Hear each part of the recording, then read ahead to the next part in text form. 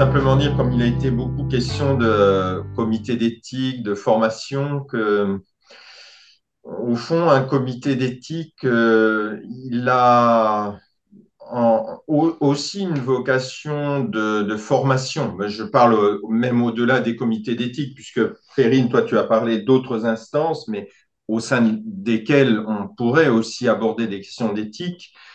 Et que moi, personnellement, j'en ai parlé tout à l'heure, je fais partie du comité éthique et cancer.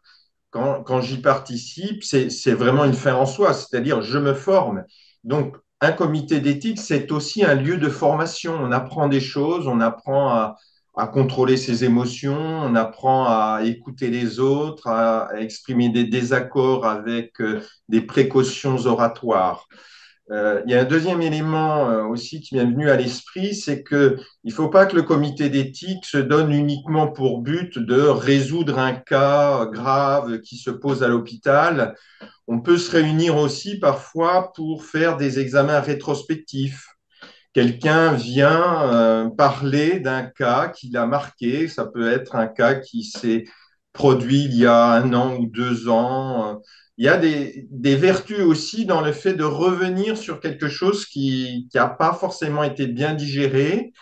Et donc, on revient à froid pour, de façon philosophique, savoir pourquoi ça s'est mal passé. Et parfois, ces examens rétrospectifs se passent mieux même que des études dans le feu de l'action où là, on est un petit peu submergé par nos émotions.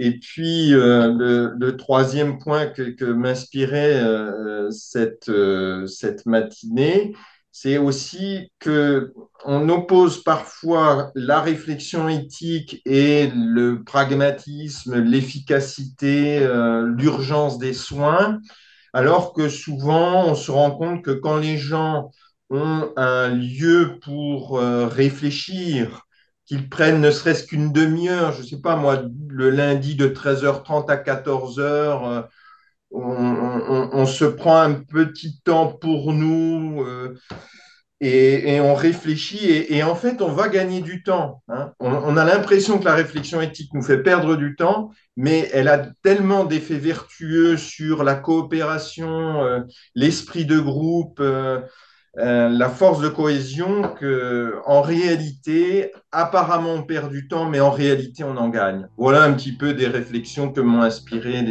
les différentes interventions.